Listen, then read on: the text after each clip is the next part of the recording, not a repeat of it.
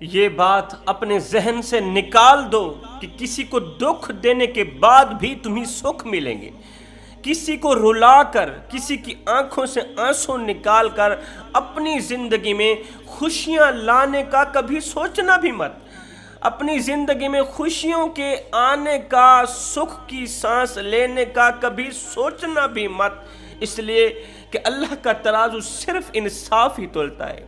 کسی کو دکھ دو گے تو اللہ کی طرف سے دکھ ملیں گے، کسی کو سکھ دو گے تو اللہ کی طرف سے سکھ ملیں گے۔ اللہ کی مخلوق کے لیے آسانیاں پیدا کرو گے تو اللہ تمہارے لیے آسانیاں پیدا کرے گا۔ دنیا میں 3 ایسے لوگ رہتے ہیں جن کی سرگوشی، جن کی آہوزاری، جن کی چیخ و پکار، جن کا تڑپنا عرش پر سنا جاتا ہے، جن کی چیخ و پکار عرش پر سنائی جاتی ہے۔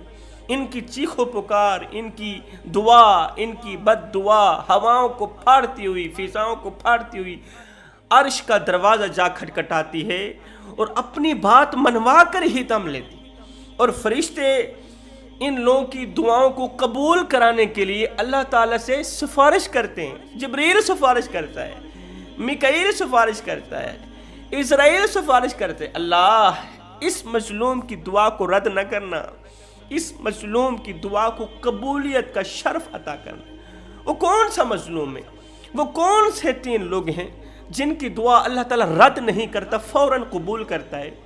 اس سے پہلے ایک عبادت گزار عورت تھی، متقی پرہیزگار تھی۔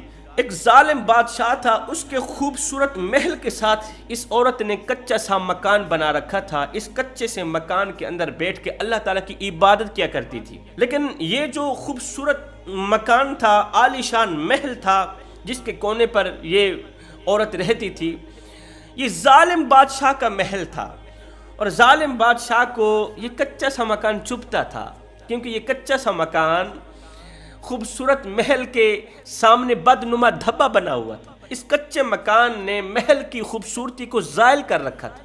ایک دن یہ عبادت گزار عورت کہیں لمبے سفر کو گئی ہوئی تھی، تو ظالم بادشاہ نے سپاہیوں کو کہا ابھی اور اسی وقت اس کچے مکان کو گرایا جائے، مٹی کا ڈھیر کر دو، اس نے ہمارے خوبصورت محل کا ستیہ ناش کیا ہو، محل کی خوبصورتی کو زائل کر رکھا ہے اس کچے سے مکان نے۔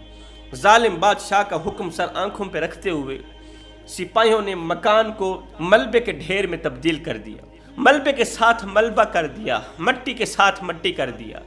جب وہ عبادت گزار عورت واپس اپنے گھر کی طرف آئی، دیکھا مکان تو موجود نہیں تھا، مکان مٹی کے ساتھ مٹی ہوا پڑا ہے۔ عورت نے پوچھا میرے مکان کو کس نے گرایا ہے؟ لوگوں نے کہا بادشاہ کے حکم پر سپاہیوں نے گرایا ہے۔ جب عورت کو پتہ چلا میری غیر موجودگی میں ظالم بادشاہ اور اس کی سپاہیوں نے میرے کچے سے مکان کو، کچی سی جھونپڑی کو مٹی کے ساتھ مٹی کر دیا، تو اس کے اندر سے ایک ٹھنڈا سانس نکلا، ٹھنڈی آہ نکلی۔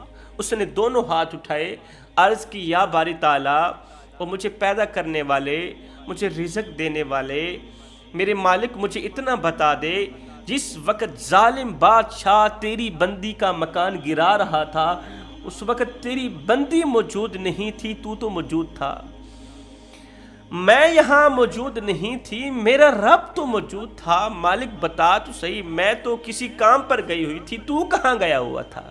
تو کیا موجود نہیں تھا؟ تو نہیں دیکھ رہا تھا کہ میری بندی کا مکان گرایا جا رہا ہے، اور یہ وہ مکان ہے جس کے اندر بیٹھ کے میں تجھے سجدے کرتی ہوں؟ ہائے، اندر سے ایک ٹھنڈا سانس نکلا، ادھر سے اللہ کی رحمت جوش میں آئی۔ یہ عبادت گزار عورت اسی راستے پر بیٹھ گئی۔ دوسرے دن بادشاہ کی سواری اسی راستے سے گزری، بادشاہ نے راستے پر اس عبادت گزار عورت کو بیٹھے دیکھا تو پوچھا کیوں بیٹھی ہو، بیٹھنے کی وجہ کیا ہے؟ اس نے کہا تیرے خوبصورت محل کی تباہی کا انتظار کر رہی ہوں، ابھی تیرا خوبصورت محل تباہ ہونے والا ہے، برباد ہونے والا ہے، ابھی تو اپنی آنکھوں سے دیکھے گا، آج تیری زندگی کا آخری دن ہے، تو بھی مرنے والا ہے اور تیرے سپاہی بھی مرنے والے ہیں۔ جنہوں نے میرے مکان کو گرایا تھا وہ سارے کے سارے اسی محل کے نیچے دب کر مرنے والے ہیں، یہ محل ابھی اور اسی وقت تباہ ہونے والا ہے۔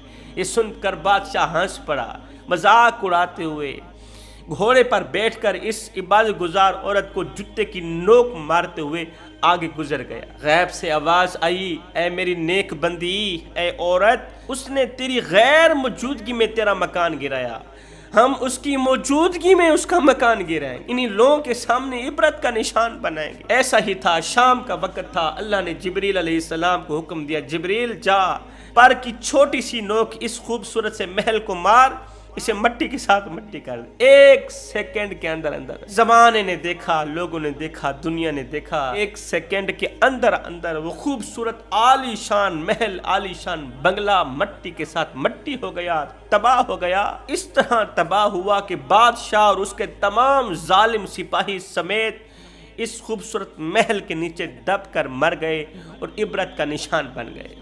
جیسا کرو گے ویسا بھرو گے۔ اللہ کے عشق میں، معرفت الہی میں ایک وہ مقام بھی آتا ہے کہ دعا تو رہی بڑی دور کی بات، انسان صرف سوچتا ہے میرا اللہ پوری کر دیتا ہے۔ حضرت عطا رحمت اللہ تعالی علیہ فرماتے ہیں ایک دن میں بازار گیا تو دیکھا ایک مجنونہ لونڈی فروخت ہو رہی تھی، چند پیسوں کی عوض یہ مجنونہ لونڈی فروخت ہو رہی تھی۔ میں نے چند پیسے دیے، اس مجنونہ لونڈی کو خریدا، اپنے گھر لے کے آیا۔ شام کو اس نے کھانا کھایا، کھانا کھانے کے بعد میری خدمت نوکری کرنے کے بعد یہ سو گئی۔